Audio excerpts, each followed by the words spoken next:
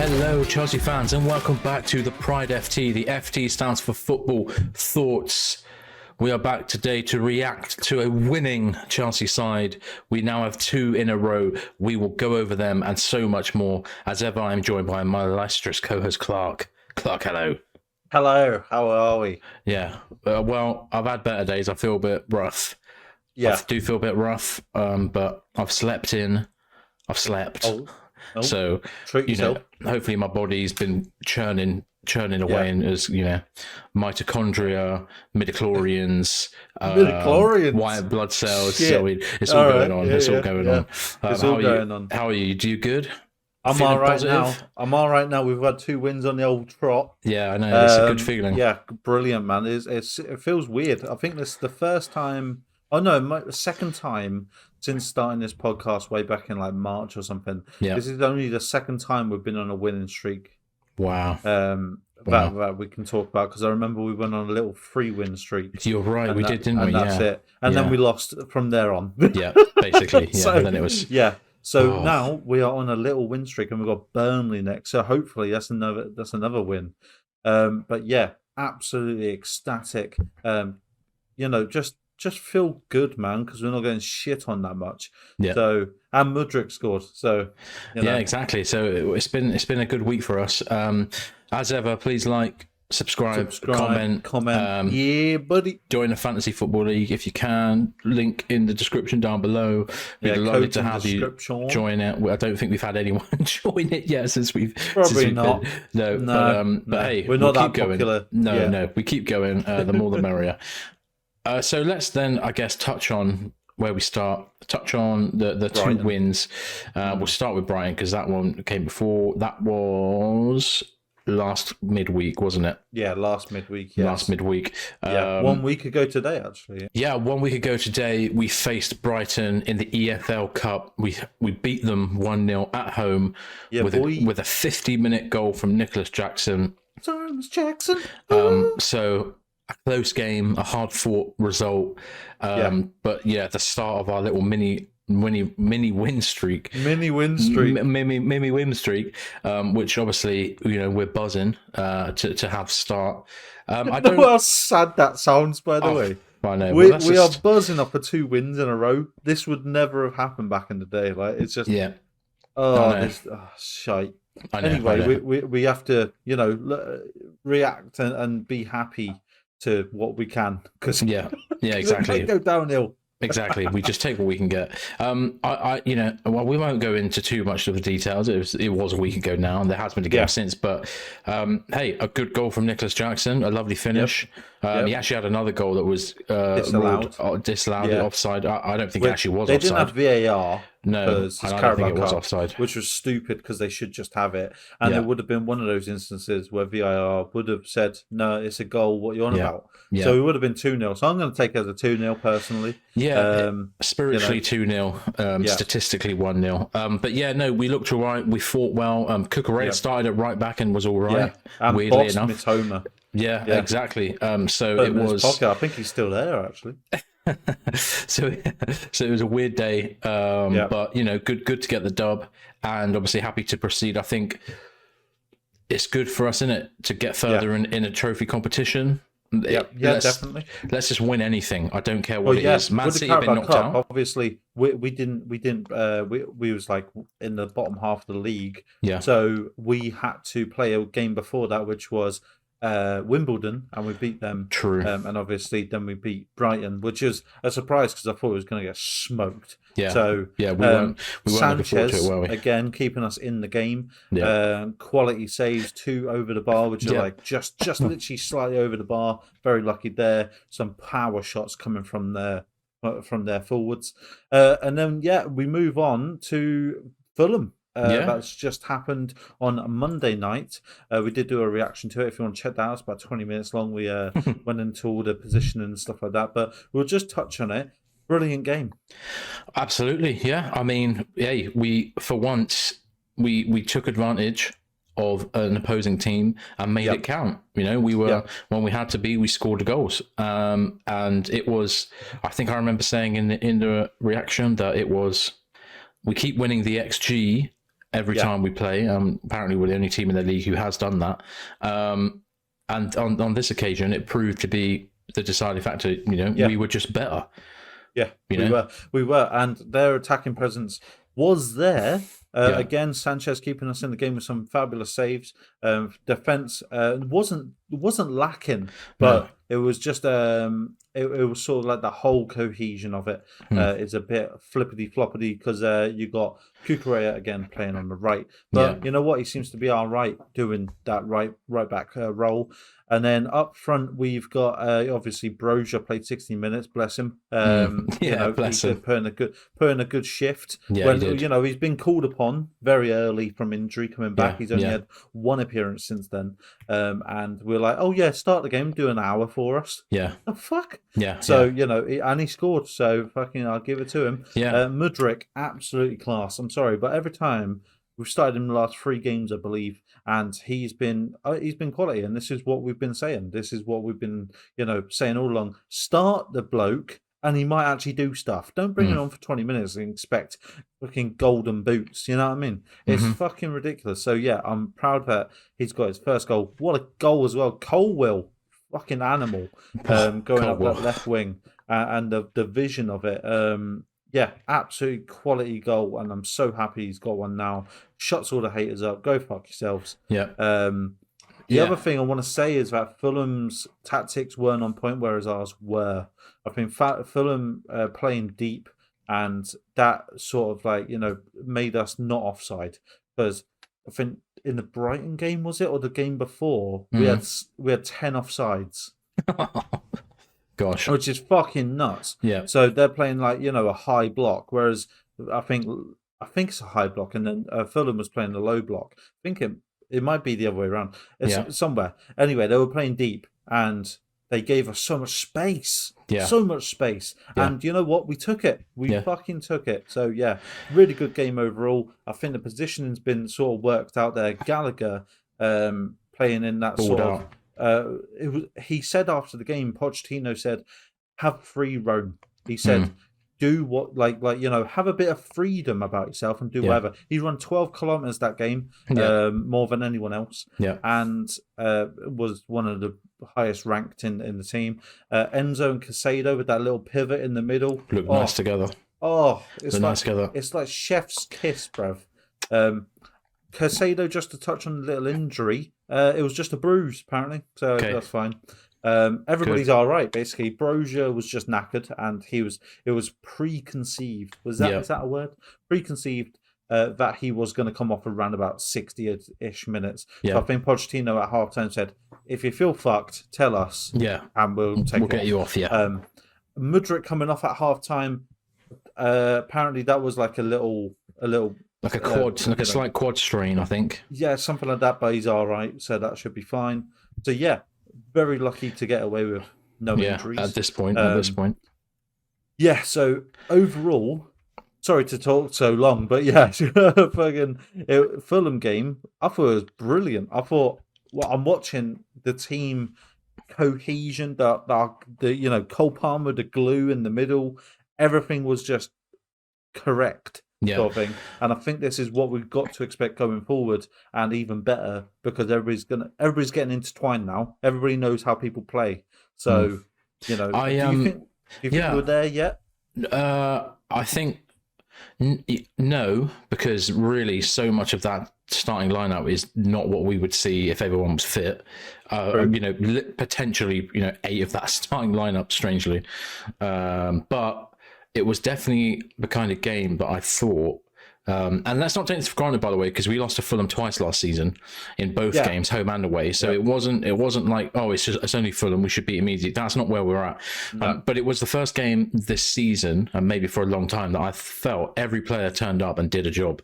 Yeah. And genuinely, like, Broja did well. As you said, kudos to him to come back from so long, be right in the starting lineup because he has to be. And weirdly, the dude looked like better than he was before he was injured. Like his touch and his control and his working with other players. Like he didn't have that before. He didn't look like he did. So somehow he's got better during injury. We'll take it. Obviously Mudryk gets his first goal. That'll be a massive weight off his shoulders. And it was a good goal at that. Levi Colwill's. Do you think that'll free him up a little bit more? I guess so. It has to. I mean, he's clearly somebody who really cares. You know, like he is the kind of bloke. He's very active on social media. He's got loads of this, like motivational Jesus stuff that he loves to go on about. So he clearly really cares about what people think of him, I reckon. So I think for him, it'll be nice just to get that off his back, the idea that he still hadn't scored. You're right. Give people consistent minutes, consistent starts, give them the opportunity to work it out. They'll get there. And there's been a lot of good press, about him this week from, quotes from people, from Mauricio Pochettino. In fact, he said he played because he deserved it, and he's shown in the training sessions that he deserved it.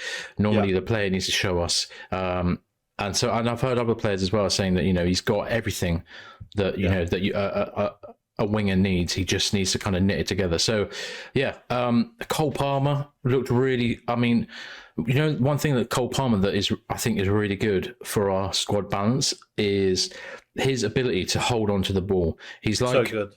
I know we all talk about hold up with strikers, but it's just as important to have a winger. This is when we used to have Eden Hazard and Willian in their pomp. This is what was so good, because you could fire a ball into them and they could both touch it perfectly and hold off their defender, because they had just that right knack of keeping their body between the ball and the defender. And he's got that. He's not as quick as, his acceleration is good, but his touch is good, his dribbling is good. He makes really great passing. He literally is just class. Like his decision making, his timing. For such a young bloke. Strangely, I think he might be our best signing of the summer. I think he might be. In terms of his age profile and what he's already looking like he's bringing. The only one that I say could overtake him right now is him. I'm sorry, right now is him. Yeah. Nkunku. True. Nkunku, when he comes back, and if he starts playing like he did, hoping this long injury doesn't fuck him up. But if he comes back and he hits the fucking ground running, I think he's going to be some player he already is. Sorry, some player that we signed for us. If not, Cole Palmer, definitely top 2. Because definitely. And he's so good as well because he can play anywhere across the front. Which is really useful. Anyway, I mean, I could go on for ages, but basically what I mean is that everybody turned up yesterday. Everyone looked good. Oh, Levi Colwell as well. Sorry, I've got to mention Levi.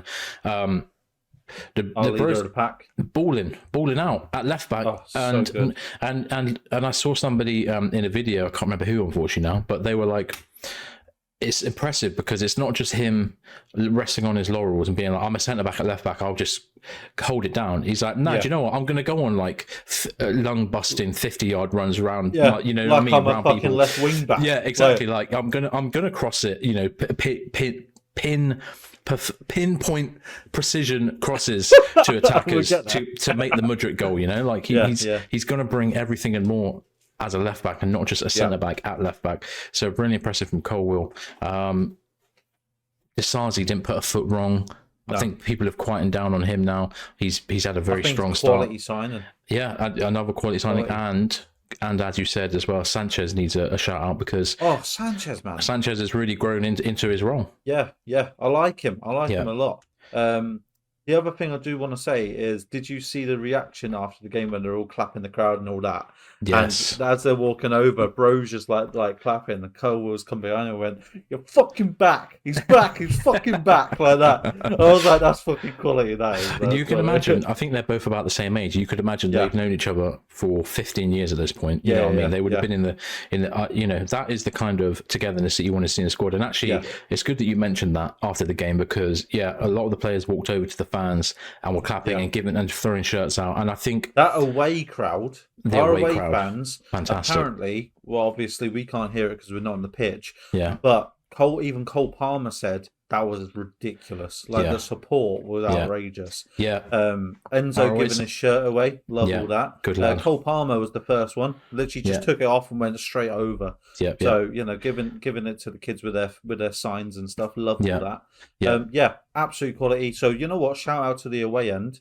Definitely. Absolute quality. You guys put in a shift. It's important, isn't it? It's important, and this is the thing as well. If you put in good performances and you win games, you're going to get the love. It's not that hard to understand. You know what I mean? No. And so, I'm happy that the fans were like, look, this was a good game. We won the game. We're happy. Let's give kudos to the team. Everyone seems happy. So really good result. Good week for us.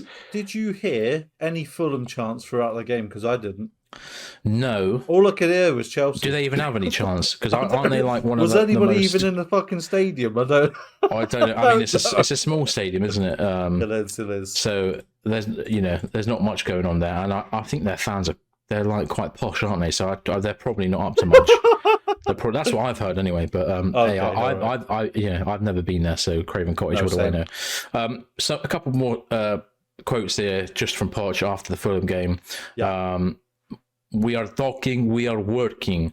That is the credit of all of the coaching staff. Jesus, the people we find here, all of the staff, we have a very good relationship, and we decide for every player the possibility to improve.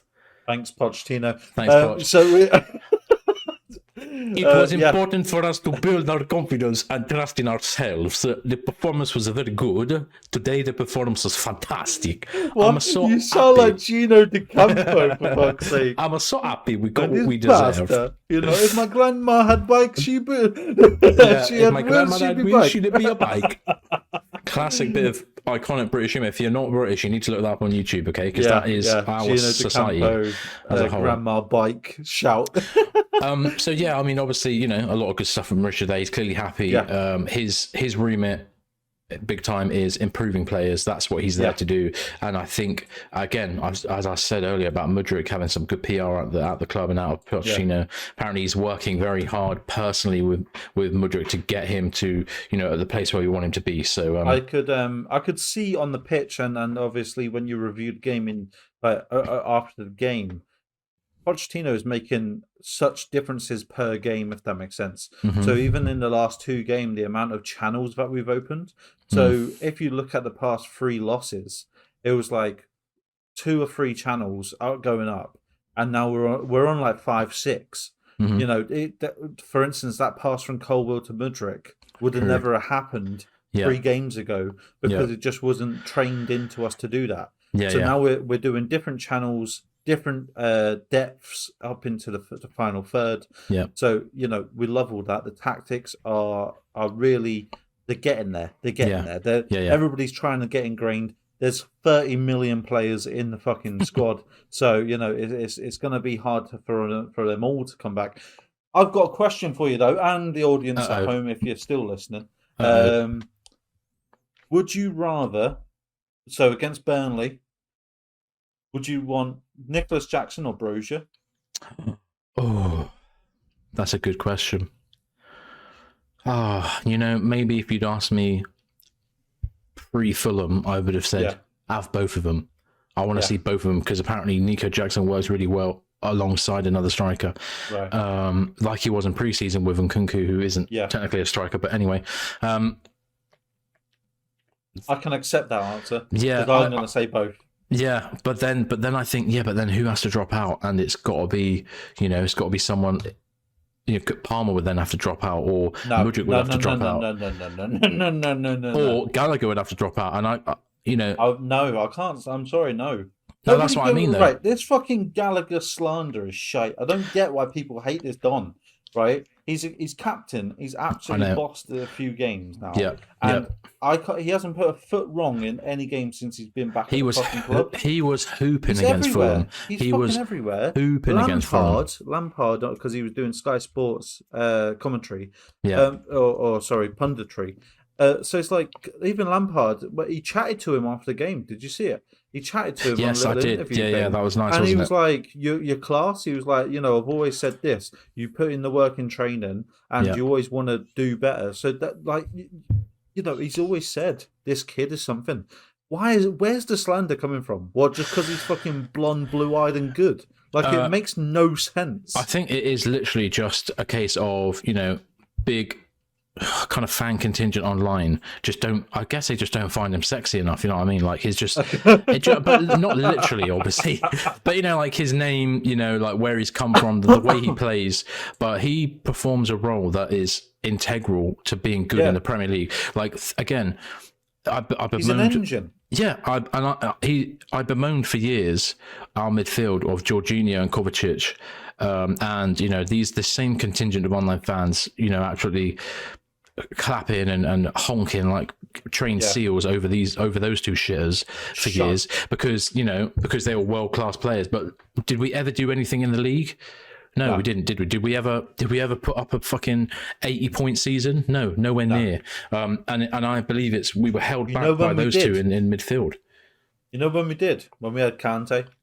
When Kante was fully fit and he was running amok and fucking 80% of the world was Kante, that's when we was doing bits. Yeah. And Conor Gallagher, I'm not saying that he is Kante, so calm down. He's not as good. But he's got them traits about him that he can progress into that role of being fucking everywhere and being our key playmaker. And if he is key playmaker, bouncing off Enzo Caicedo and Palmer, you've got a fucking squad on your hands. Yeah, because definitely. that is ridiculous. That is, I mean, and literally he was everywhere against Fulham and putting a shift in and tackling, and he was turning people, and he was, as you said, linking really nicely with people in midfield. Him and Palmer looked nice together. Yeah.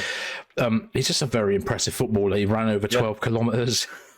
He's just class. Like, I just think, as it wasn't even out of breath. I know, barely sweating. I literally do just think, it sounds reductive, but he's just white British, and his name's Gallagher. It's not Galleguinho. Yeah. So Galleguinho. You know what I mean? So it's like people just don't get excited about him, and they just think he's being craned in because he's a youth prospect, and like, you got to play. But that's not it. He's literally good. I mean, put some fucking respect on his name. Put some respect on his name as well, or X, whatever the fuck you want to call it. Yeah. There's like, the stats coming out, the stat pack that came out from whoever it was. Yeah, it was ridiculous. Yeah, I watched the highlights as well, and just I mean, go look for his individual game. It was really good. He got player of the match for a reason. All right. Too right.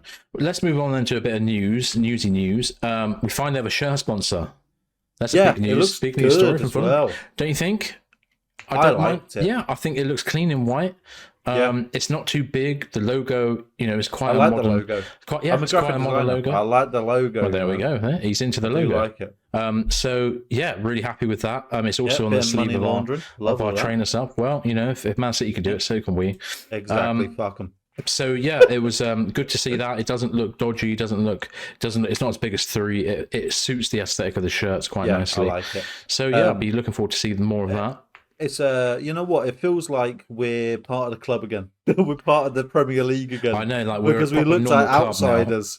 True. Yeah, but anyway, I've got the limited one without a fucking You do, sponsor, I know. In a few years, that's going to be special. Exactly.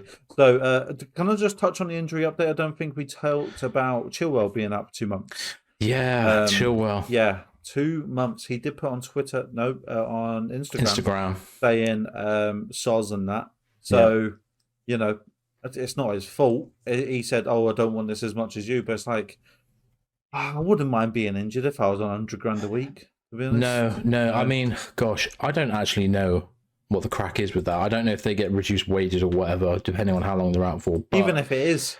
Yeah, still. I mean, true. I mean, how low is it going to go for him? What? I mean, even if you're on $5,000 a week, I'll be happy with it. Please. Mate, fucking hell. Please. You're earning more than us in a year and a month if you're on $5,000 a week. Like, it's fucking nuts. Yeah, true. So,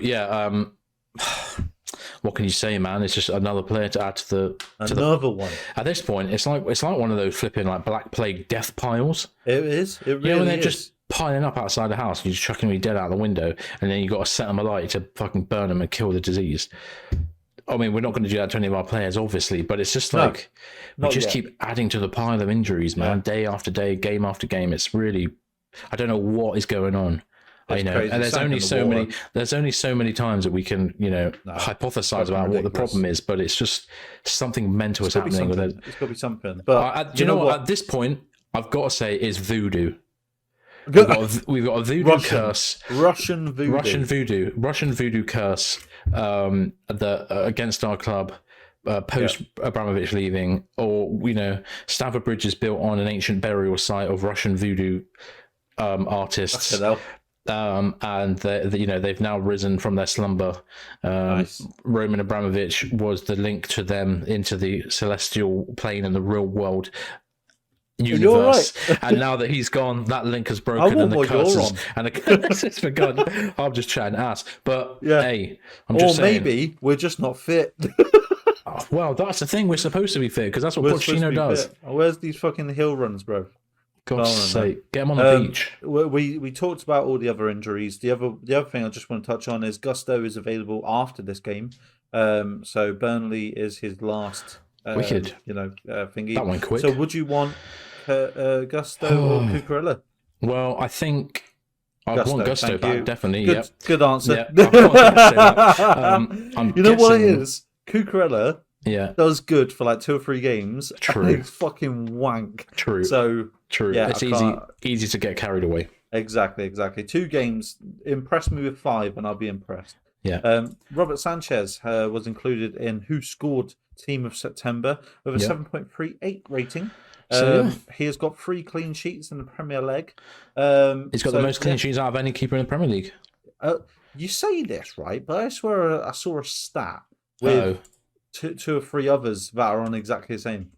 Well, yeah, maybe it's kind of one of those like selective bit of, you know what I mean? Like bit of so work it's like he's joint first. Joint first, exactly. He is joint first, alongside Alisson and Edison, isn't it? Quite a few players, to be fair. I mean, is it? Oh, this is actually quite cheeky. I've been mugged off here. Alongside Bernd Leno, Sean Nick Pope, Robert Sanchez, Edison.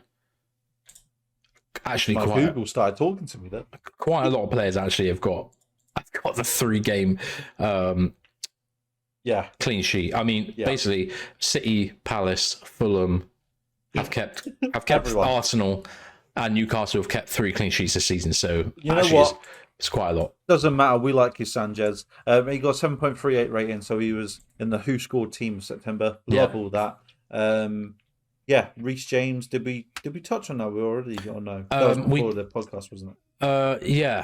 So he 1 match ban. Obviously, he's been given a 1 match ban by the FA and fined £90,000 for his outbursts at the referees. It is a lot of money. Yeah, I know. It's it's about £4 for them. I know, but I'm wondering if. I mean, that's like less than a week's pay, isn't it? Really? What the fuck is he? What has he said for 90 grand? Oh, true, right? People get way less for more. I wish I was there. This is the FA statement on it. A regulation and discipline update. Reece James has been given a 1-match suspension and £90,000 fine for breaching FA Rule E3 at Chelsea's Premier League match against Aston Villa on Sunday, the 24th of September. The defender admitted that he used improper, insulting and abusive words and behaviour towards a match official in the tunnel after the final whistle. Yeah. We love all that. Yeah. His 1-match ban will be served against Burnley, and he's injured anyway, so it doesn't fucking matter. Yeah. So well done, FA. You played yourself. Chelsea's new £405 million loan agreement with Ares Management includes expensive mid-teen interest rates. By a £405 million loan, right? I work in property, and we're dealing in 1 million, 2 million bit, and even that's fucking a lot of fucking stuff to go through. 405. I can't imagine the paperwork. Hell. True. Todd Bowley and Clearlake secured the loan with Ares last month to invest in the club's new stadium and Cobham training ground. So is that why they bought that piece of land the other side to expand?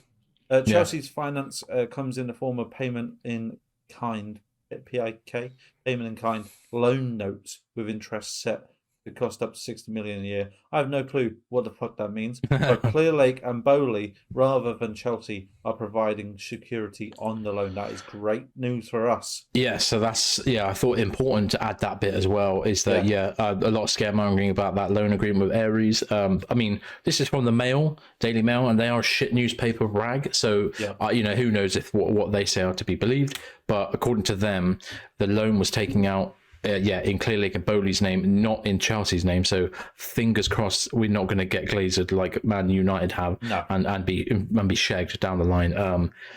Fingers crossed, anyway. But you never know. I mean, you never know. You have to.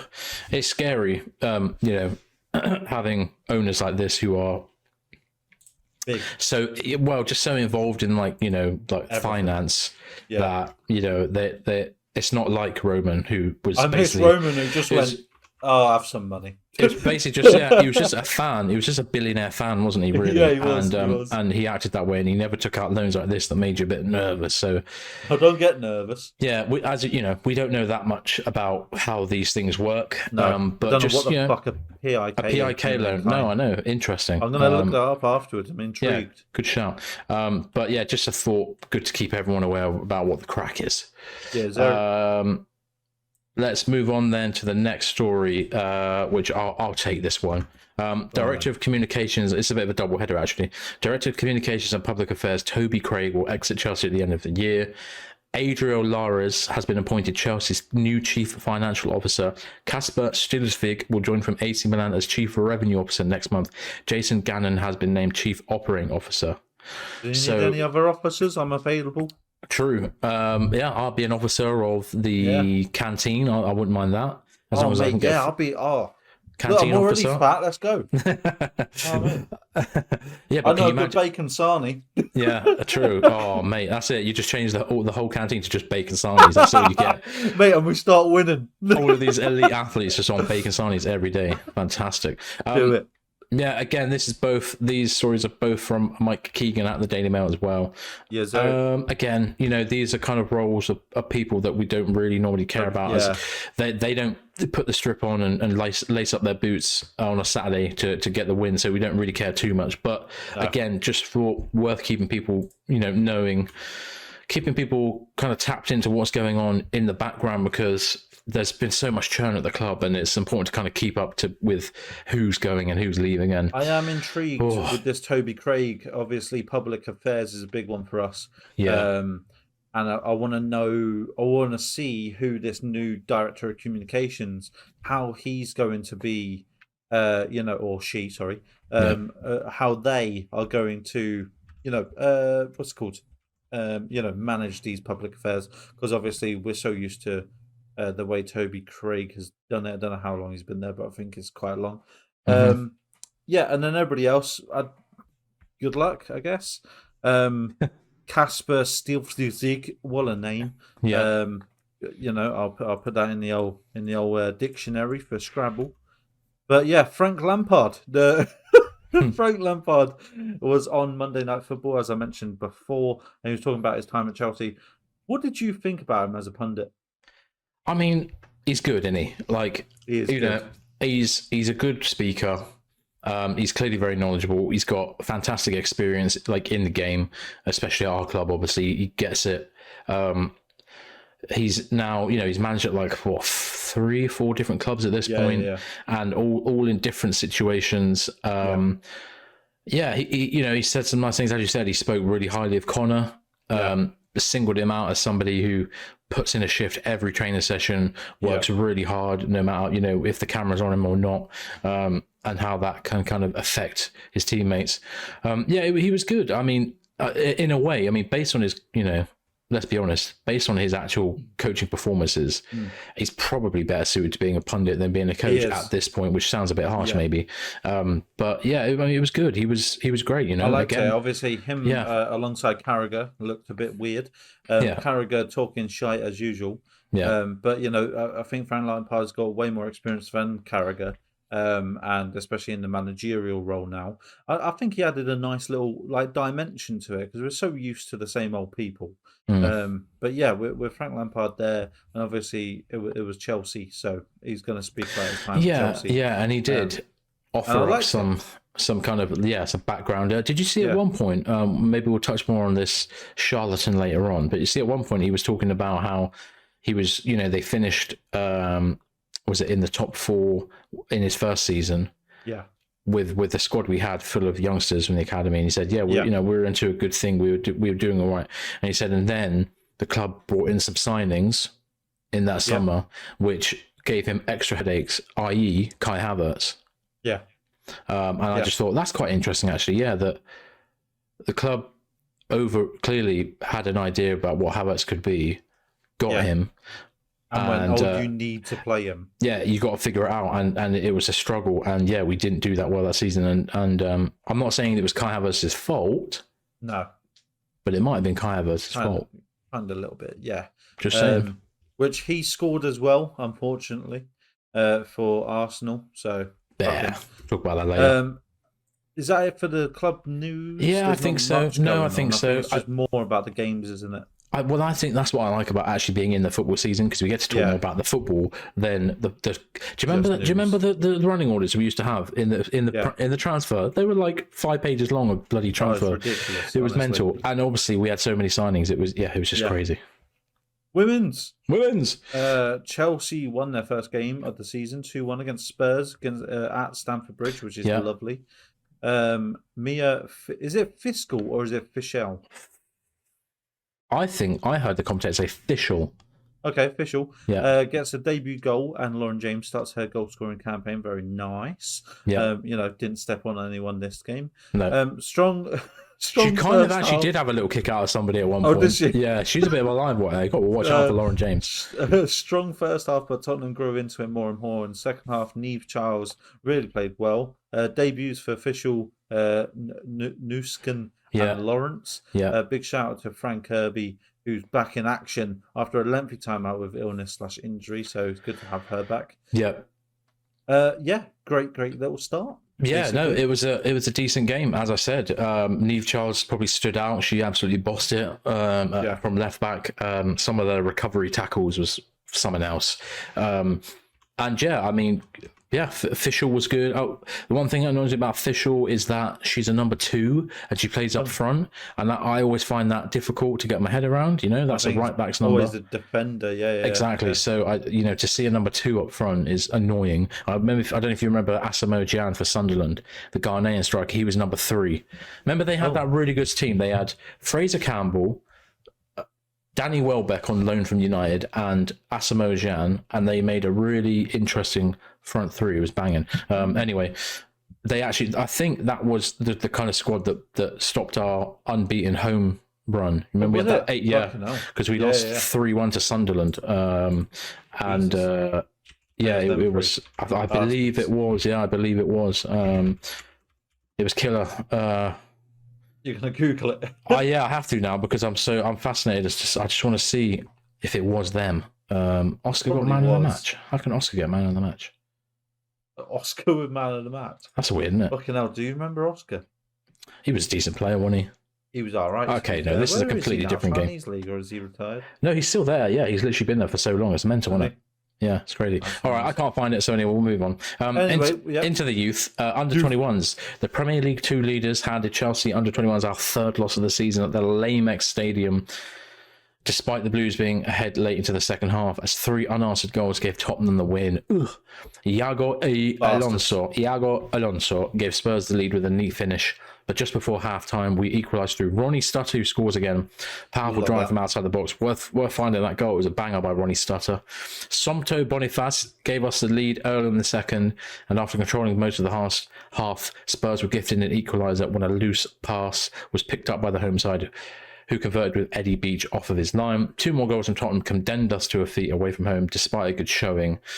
So yeah, it's a bit peak where under-21 is not quite firing this season as they have done in the past. Looking a bit. But they've got a good manager, Mark Robinson. Who, they'll be all right. And there are a lot of good players. And at the end of the day, it's good. Put these players through their paces. It's good to lose sometimes to get a feeling of how much it hurts. It makes you better for the future. Under-18s, exactly. Under-18s, our young Blues made it 2 wins on the bounce in the Under-18s Premier League as a brace from Donnell McNeely and a winner from Atto Amper gave us a win in a highly entertaining game against our London foes Arsenal. Donnell McNeely, fresh off his brace last weekend, added to that with another pair today. But despite the 2-goal cushion, Arsenal clawed their way back into the game with 2 quality goals. However, Atto Amper came on to score the winner as he was in the right place at the right time, giving our Blues all 3 points by. Love that. We'll take it. So under 18s obviously doing the bit. Yeah. Rival watch. Unbelievable scenes Proper in the weekend game of football. between Spurs and Liverpool. Spurs eventually win 2-1 with a 96-minute own goal from Matip making the difference. Game mired? Mired in controversy with a shocking referee performance. 2 reds for Liverpool. Jones straight red and Jota 2 yellows. A goal disallowed for offside that was actually onside and wasn't protected properly by the VAR. Pogba released audio of Diaz offside. Did they actually release this? Because I haven't heard it yet. Yes, yeah. I know that Liverpool requested it. Yeah, they did. Yeah, they've released it to public. You can listen to it. I listened to it earlier on today. Can you send me the link? I need to listen to that. It's absolutely brazy. It's in a way good. I don't know if it's the kind of the what right. They say? Well, they basically. Let me just find it here. Here we go. I mean, you probably can't listen to it now because we are currently recording a show, but I'll post it in the bottom. There we go. It was mental. I mean, basically, it was. You know what I'll do actually, because it's just audio that we listen to, isn't it? I'll put it in here now. Oh, good. Both holding. Yeah. Leave it though. Waiting, delaying. Yes. Give it. Coming back for the offside, mate. Just checking the offside delay. Give me kick point. Let's go. Yep. Kick point, Yeah, please. no worries, mate. So here we are. Thank you. Wait, okay. Let me just get a tight angle. Yeah, give me 2D line ready after as well for frame Right, 2 so after that. That's fine. Frame 2 there. Perfect. I've got the time on this. I clock 2D it, line on left boot. Yep. Let me just Romero, switch I think angles. I think it might be this angle better. Hey, Happy with this angle? you Yeah. organise, you don't Yep. you? 2D line on the boot. 2D line on the boot. Yep. Okay. Wait, no, wait. So 2D line on the boot. And I'll stop. zoom Check in. complete. Check complete. It's fine. Perfect. Yeah. Off. Playing. Thank you, mate. Wait. Good process, The carry on-field on. decision was offside. Are you happy with this? Yeah. Are you happy with this? Offside On-field is goal. Yeah. That's Now what wait. it does. What? On-field decision was offside. Are you happy with this Never image? get there. It's fine. Yeah, it's onside. The image we gave you is onside. Left back. He's played. He's Yeah. gone offside. Delay. Clear. Ollie's saying to delay. Ollie's saying to delay. Red throw. Pardon? Ollie's calling in to say delay the game to complete. The Yeah. decision is offside. Can't do anything. Ollie's saying to delay. Ollie? Yeah, go Delay the game. To delay the game. Stop the Yeah, game. but they've restarted the Nothing game. from on the field. Can't do Yeah, anything. they've restarted. Yeah. Can't do anything. No. I can't do anything. I can't do anything. Yeah, basically, it was mental. They released the audio of the offside incident. It's just basically just a breakdown of communication. It's ridiculous. They just literally the referee, the guy said, "Yeah, no, all checked, all good." Yeah, you would have heard it already by this point. And it's just he just went for it and it's like, "Yeah, okay, cool." So it was offside then, and they couldn't stop it. They kept saying, didn't they? "Oh no, we can't stop it. We can't go back. I don't know why. I mean, surely it's better to just say, "Look, Something in the rule book. yeah, clearly. But you just think like, come on, 30 seconds to a minute. 30 seconds to a minute past when that decision was incorrectly made. Just be like, look, sorry guys, but that actually was a goal, and we've got the bloody footage to prove it. Who's going to argue it? You know what I mean? No, so exactly. just a real mess, and another instance where the refereeing in England is a joke. And Now, there was I don't know who it was. It was a pundit or a commentator. I think it was a pundit. I can't remember who it was, but I watched one earlier, and he was saying basically to the Premier League referees. You know them referees that are in the punditry area, and they give their thing. And he said, "What I think should have happened is, screw the rules. We're all human. Mistakes made. It's a human error. So why don't you pause the game? Right? Just this is going to take about 2 or 3 minutes." So you pause the game, you go over to the sidelines, you make sure that you're communicating with your people and say, is this what you want to do? VAR's like, yeah, sorry, it was our fault, it is a goal. Go over to the 2 managers, explain the situation and say, VAR's come back to me, it was a goal. So, this is the situation. Don't just call it. Go over to the managers, explain the situation, and then go, right, what's going to happen is Liverpool's going to get a drop ball and it's going to be a free goal to them. So you drop it in front of the goal. They scored a goal legitimately. They have their little celebration again. And then you move on from there. That's it. It's done. All of 3 minutes taken. Add that onto your extra time. And guess what? Everybody will be like, you know what? Yeah, I respect that because, you've kept the integrity of the fucking game. But no, they fucking left it and went, oh, we're just going to piss up the wall. Yeah, we're just going to try and cover our asses. I mean, I do find it quite funny, though, that they've been kind of pressured into, like, releasing this audio and that. But only because it's Liverpool and, Jurgen Klopp is such a fucking mental case. I mean, he's literally talking today about how maybe they should replay the game. They should do a fucking replay of the game. Ridiculous. Because of that. It's like, look, at the end of the day, we all know the refs are shit. The whole organisation needs to be fucking torn to pieces and re-put and put back together. But at the end of the day, it's just a mistake. It does happen. It has always happened in football. Don't be going on about fucking replaying games and changing the whole way that the fucking system works. But that's Liverpool for you. They think they deserve to be treated specially because they're Liverpool. And Jurgen Klopp is such a weirdo. I mean, this is the guy who's complained about wind and grass and. But then rain. again, if it was us, we would have been exactly. Well, yeah, we'd be fuming. We were fuming at the Tottenham game where Cucurella got his head tugged last season. But we just took it on the chin at the end of the day. At the Fulham game, which we actually didn't mention, where Silva got punched in the back of the head by Vinicius. So it's like, true. What the fuck? True. Yeah, and then 2 red cards for Liverpool. Jones straight red and Jota 2 yellows. Don't think any of them were. You don't think the Jones was a straight red? No. Oh, I do. God, I mean, I guess people saying he tried to put his foot on the ball, it slipped off. But I just think, look, it looks bad in slow mo, and people complaining, oh, don't show it in slow mo, but. It does look worse in slow mo. We know that because you see all the bend and that of the leg. But at the end of the day, that still happened in real time. It wasn't like that's only happened because it's in slow mo. It still happened. It was still dangerous to Bissouma. So you could say he's out of control. I mean, it's not like a diving.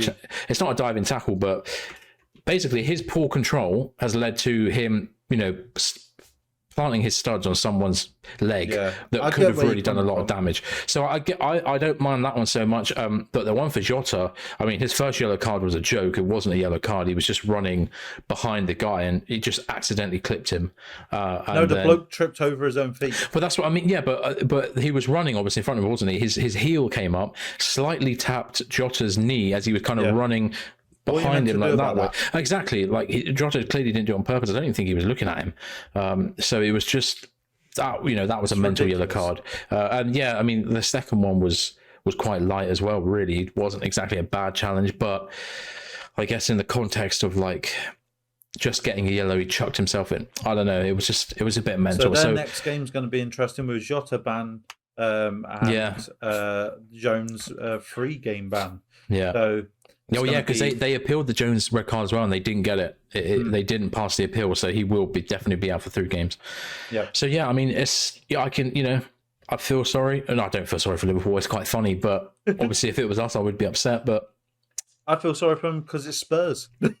Yeah, that's true. It makes Spurs feel like they're good. And but interesting to know, actually, Spurs struggled to win that game. They did. with 9 men, and it took a 96-minute own goal for them to win it. So they're good, but they're clearly not that good. No. We'll move on to the next game then. Another Merseyside team. Merseyside team. Everton lost 2-1 to Luton. Which is Luton's first win in the Premier League. First win. It might be their only win. I just thought it was worth putting in because of what's going on at Everton. They are pants. And even with someone like Sean Dyche, who's supposed to be there to kind of keep things tight and make sure they don't lose and just pick up points here and there, it's not good, bruv. So they're on exactly the same points now. They're on 4 points each. 7 games played, 1 game won and 1 game drew, and then the rest lost.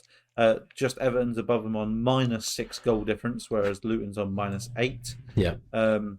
Just saying that right there, 16th and 17th, which Sheffield United are already on -14 goal difference. Jesus Christ, in 7 games. They are in trouble. Obviously, they got fucked by Newcastle 8-0, didn't they? So, Oh, that's but true. yeah, and then Bournemouth -10 and Burnley -10, who we've got next, who are absolutely unbelievably arse, but they did win their fixture this They weekend. did win that. Yeah, they did, So didn't they they? are coming off of a high, really. So a for them. 2-1 win actually against It was. Luton, actually, which was last night. Strangely, it was a Tuesday night Premier League game. I know why though. It's because Luton had to wait for they had those games postponed. Yeah. So it was to catch up. It was just to get them in. Yeah. Yeah, exactly. So Burnley have their first win of the season, but doesn't make me worried to face them.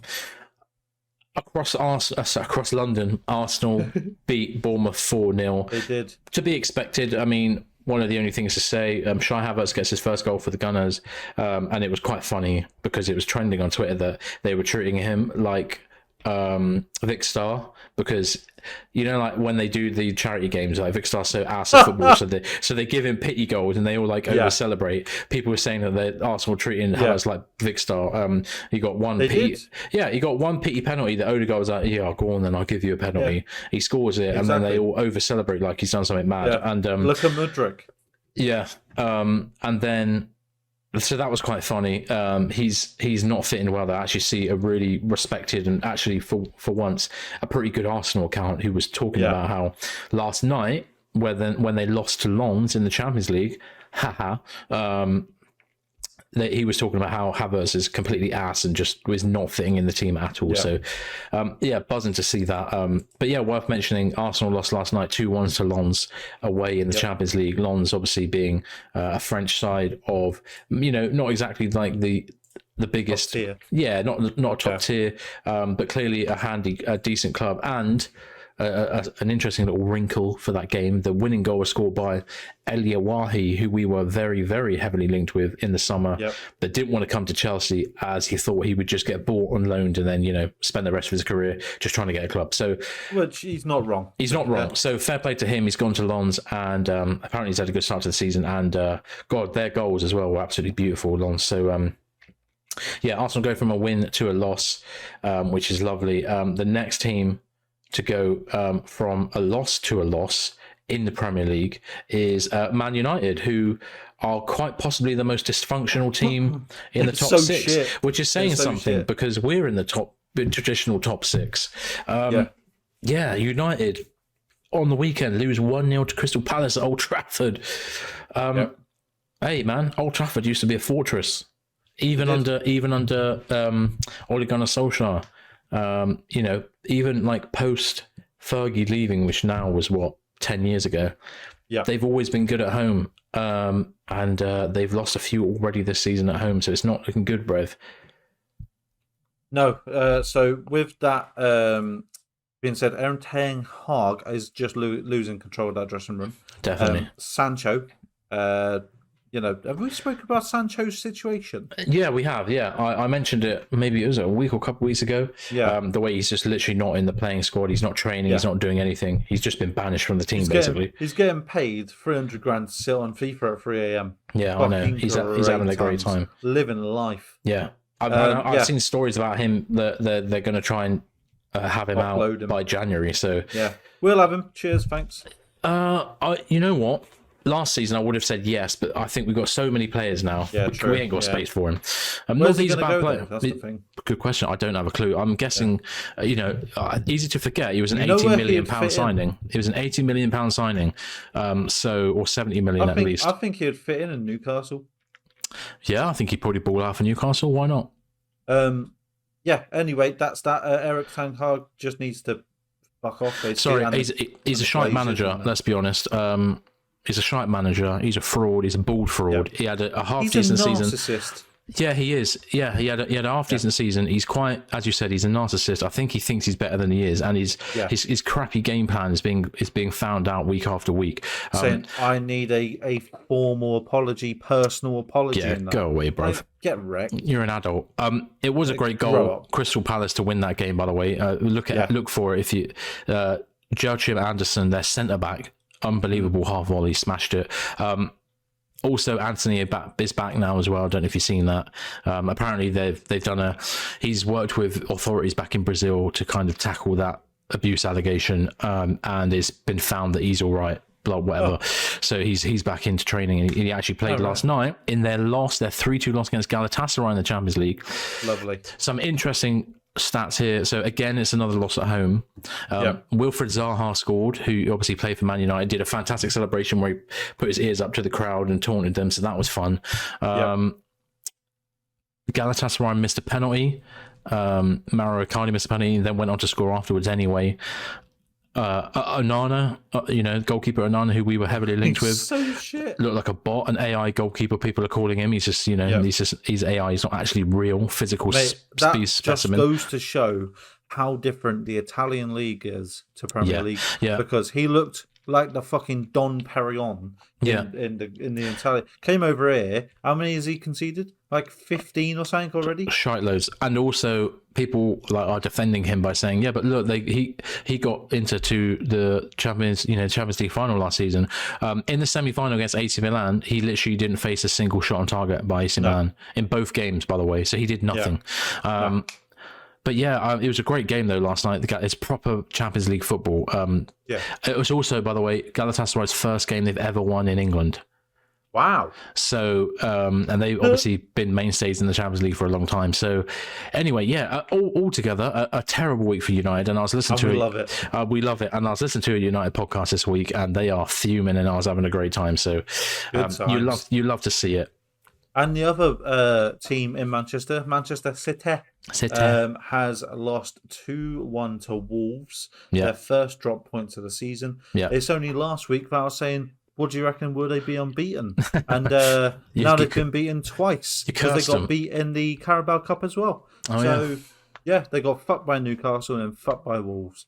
So Hwang Hee-chan scored the winner, which was funny because Pep called him that Korean guy in a press conference earlier on in the week.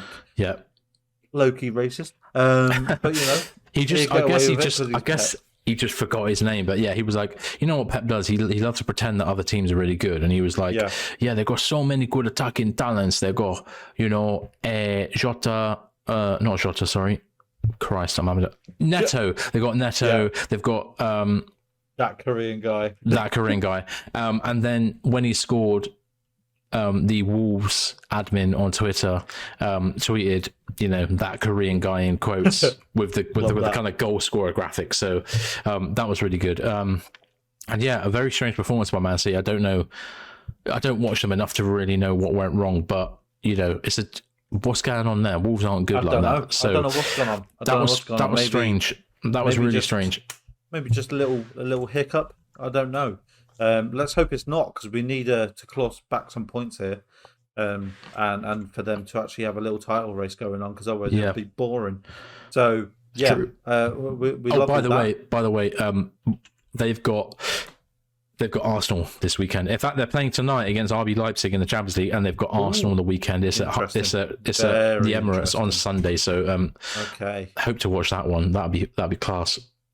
Aston Villa absolutely torn apart Brighton's arsehole. 6-1. The villains are looking so strong. Also, fuck Brighton. I love these notes. I know. Well, I just, I like to have a bit of fun with it. I mean, Aston Villa were, the bald-headed eagle to the Brighton seagull. It swooped down with its mighty talons and vicious beak and just tore them to shreds. Fucked them up royally. And fucked them up. And you love to see it. And kudos to Aston Villa, who are looking, they beat us handily 1-0. And then they went on to take a large dump on Brighton. So, I'm at this point, I'm a Brighton hater, which maybe says quite a lot about the stature of the club and where we've fallen to. But do you know what? Hey, cheers for your players. But it's it's the fun of being a football fan. I've got to hate on people. I've got to be bitter. I've got to hold grudges, and I'm going to hold on against Brighton because they thought they were going to finish above us again this season. They thought they were the big boys on the block. They really did. And then Aston Villa come down and go, fuck off. Slumped and that's them it. one. They get absolutely slumped. So 6 goals. We love all that. Earth. Get fucked. Where are they in the thing? Well, actually, funny enough, I just thought I'd have a look at that, and they are 7 points ahead. They are 7 points above us. They do have 5 wins and 2 losses. But hey, look, I'm saying it, right? I'm saying it. Fuck them. We're still going to finish above them in the league this season. I'm sure of it. Yeah, and Aston Villa looking good. I actually don't mind Aston Villa. Just to touch on Aston Villa, their shirt sponsor, the Castor, with their wet look, which basically means you just get fucking drenched. Looks terrible, by the way. Absolutely terrible. Yeah, it does. And the women's were very scared of playing in them because of the modesty of it. True. And there's been loads of pictures of all the women sweating and stuff showing through their shirt. They had to wear it in the end. They have to wear it because that's who made the shirt. So they are looking into cancelling their contract with them. Wow. What the hell have they done to the shirt to make it so I don't know. Gross to wear? It's just wet. It just funny. clings to you, and it's weird. It's quite funny actually how I didn't.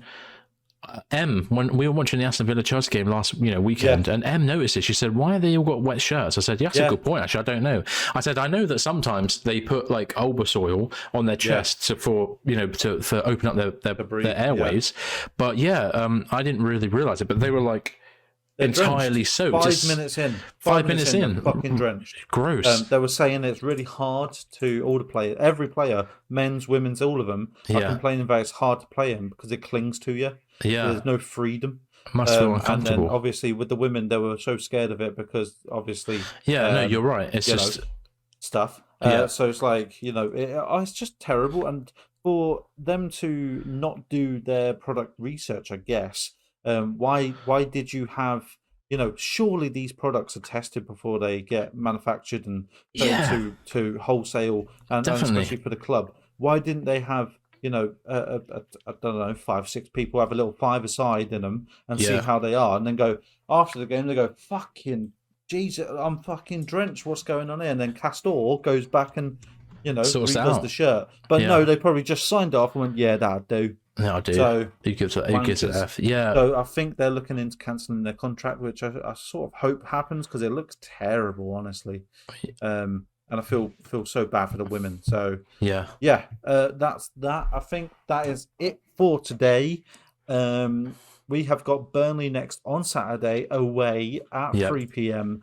So get your streams ready. Please like, comment, subscribe, all that good stuff. Leave us ratings, argue with us, tell us what your predictions are going to be. Please tell me what players you want to see, what players you don't want to see.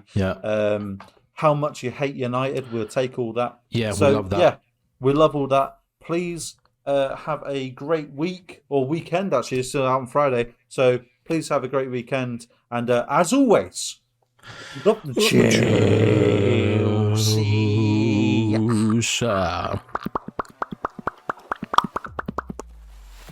Thanks for listening to The Pride. If you enjoyed what you heard, feel free to leave us a review on your podcast app of choice, and maybe drop a like or follow on our YouTube, Twitter, TikTok and Instagram pages. And as always, up the Chelsea.